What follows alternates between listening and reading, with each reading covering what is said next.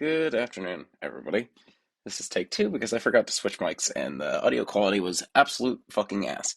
Anyways, so it has been a while as usual. So I have been working on a lot of random shit, but what I'd like to focus on today is the new component system.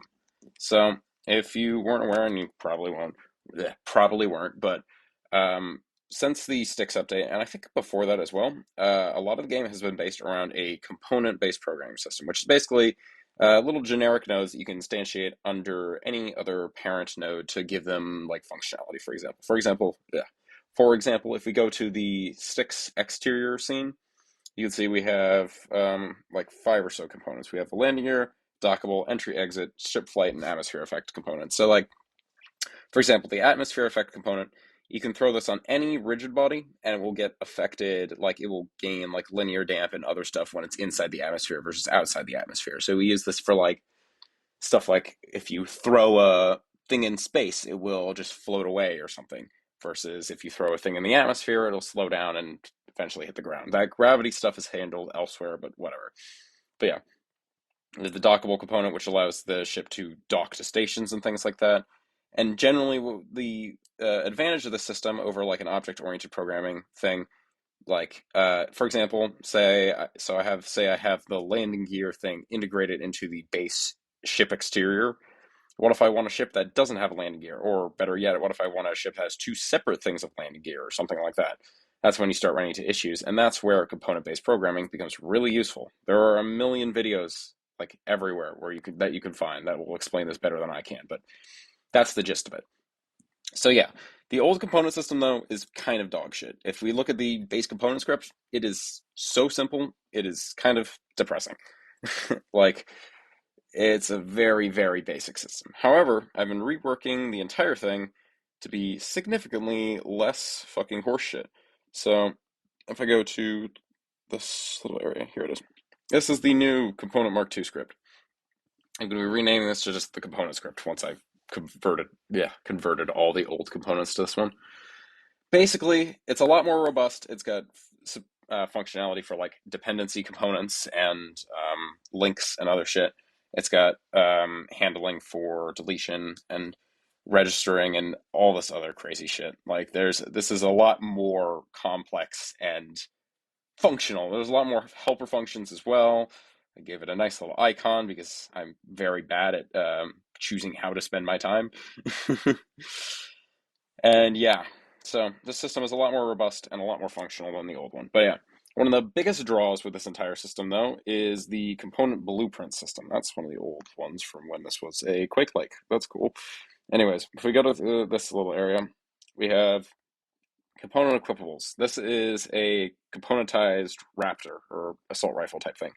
And basically, what component blueprints are is they are proxy resources for the properties of a component. So the components are written as scripts and are instantiated as nodes, meaning if you want to avoid having a scene for every single item, which is kind of valid, I don't know, then you're going to need some way to set those properties in the editor. And in this case, we're doing it in the form of these custom resources called component blueprints. So for example, if I make a new component blueprint right here, and I take like a hit scan triggerable component, drag it into here, you can see it populates itself with all of the properties of the hit scan triggerable. So I can edit these and they'll save them. And when when the component manager autoload script instantiates this, it will copy these properties into the component, basically allowing me to export properties of scripts, which is something you can normally not do. And then if I we see the hit scan triggerable, if I replace it with the FOV mod triggerable, then you see it gets target FOV, tweening options, and all that other stuff. But yeah, so what all this allows me to do is create composed items and stuff like that. So right now I'm just using it to make equipables. For example, we have this Raptor, we have an input sensor. It is targeting a trigger tag, which is so triggerables are a subset of components that are activated by other components and have a dedicated singular trigger method. This is similar to the triggerable system used elsewhere in the game. But yeah, for example, so we have trigger tags. So this sensor right here will trigger all things with the trigger tag of I. So in that case, that would be this sound on use component and this hit scan triggerable component. And then we have this other input sensor, which triggers everything with the input, with the triggers on interact, and triggers everything with the tag of F. So that will trigger the flashlight, which has a trigger tag of F, and another sound on use, which is a click noise and has a trigger tag on F. Oh yeah, and the shaker proxy triggerable is also on the trigger tag of I, meaning will be activated when the weapon is shot. And then this last input sensor has a trigger tag of C, and will trigger the FOV mod triggerable, which is basically the ADS for this. So yeah, if I hop in game real quick, we can see all that in action. And I've been designing an entirely new equipable system that is significantly divorced from the old equipable system, which was just meant for weapons and thus was very hard to make anything else with. So yeah, if we see this, if I right click, zoom in and out, it could shoot. You probably won't be able to hear that for various macOS jank reasons. And if we press F, we get a flashlight. And this supports cooldowns, shut up, cooldowns and all this other random stuff. But yeah, and one shots and what have you. So yeah, it's a lot more of a robust system than it used to be.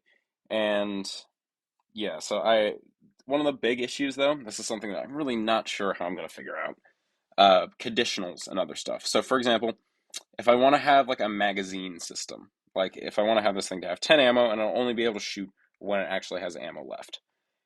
What I'm not entirely sure is a good way to actually do that. Would I want to make a component that checks the ammo value and disrupts the input sensor thing when if it doesn't have enough ammo or something, or like I really don't know how I would do that.